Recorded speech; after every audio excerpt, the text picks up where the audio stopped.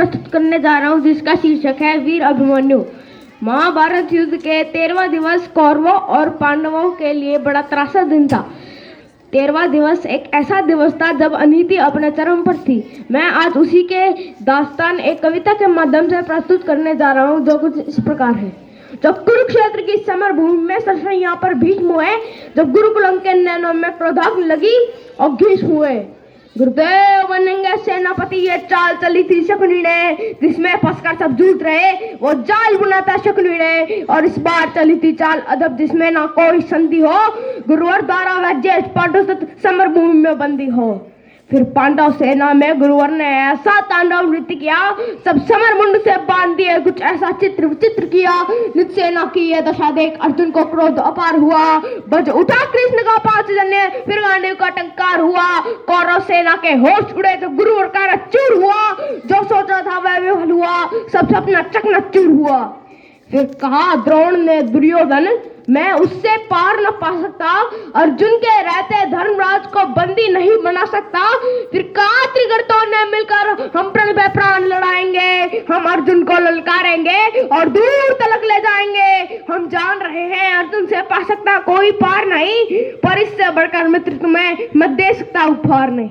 फिर क्या था, ऐसी नीति बनी जिसको सबने मंजूर किया, उसने अर्जुन को ललकारा और समर भूमि से दूर किया। अर्जुन के जाते फिर गुरुवर ने ऐसी नवीन संरचना की जिसका भेदन हो सके नहीं, उस चक्रव्यूह की रचना की।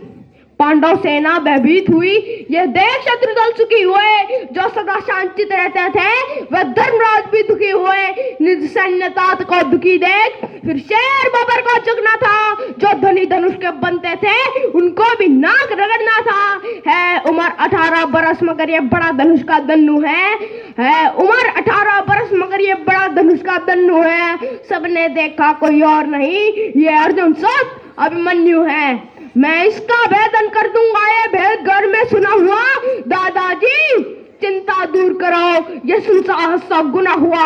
फिर अभिमन्यु के पीछे ही कुछ तेज चले, कुछ धीम चले, कुछ पैदल घोड़े, रथ सवार ले गदा गदाधर भीम चले। अभिमन्यु को ना रोक सका, वह द्वार तीसरे पार हुए, पर आज द्वार पर जयद्रथ था, चारों भाई लाचार हुए। अभिमन्यु ने मुड़कर देखा, पीछे ना कोई अपना था, पर विचलित तनिक ना हुआ वीर, ऐसा ही उसका सपना था। कोई एक भिड़ा, कोई दो दोसा, कोई ले झुंडों का झुंड भिड़ा, लाशों से पटने लगी दरा, जब मुंड मुंड पे मुंड गिरा।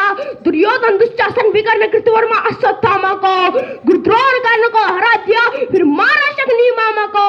वह कर्ण भिड़ा जो दुर्योधन के विजय लक्ष्य की आशा था, वह कर्ण भिड़ा जो दुर्योधन के अंतर्मन की भाषा था, वह कर्ण भिड़ा जो 100 बार चलाने वाला था, वह कर्ण भिड़ा जो दुर्योधन को विजय ले जाने वाला था।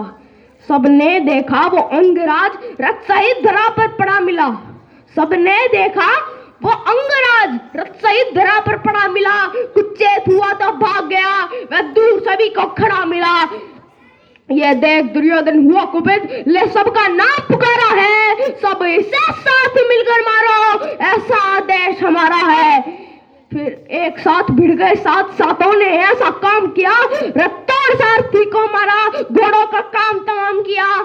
तलवार तीर जब टूट गए तो रथ के चक्के उठा लिए, उस रथ के टूटे चक्के से कितनों के छक्के छुड़ा दिए। यह देख अदम दुशासन ने फिर सर पर गदा प्रहार किया, गिर गया वीर वही, तभी पीछे से उसने वार किया। सब नियम युद्ध के भूल गए और ऐसा अत्याचार किया, फिर बारी बारी से सबने उसके सीने पर वार किया। ये मायापद की लीला है, मैं कृष्ण कहूँ घनश्याम कहूँ, कितनों को धूल चटाया है, कितने गुरुओं के नाम कहूँ। शब्दों में सहजशीलापन, अब कविता को आराम कहूँ, और उस बालक अभिमन्यु को अब अंतिम बार प्रणाम कहूँ। धन्यवाद।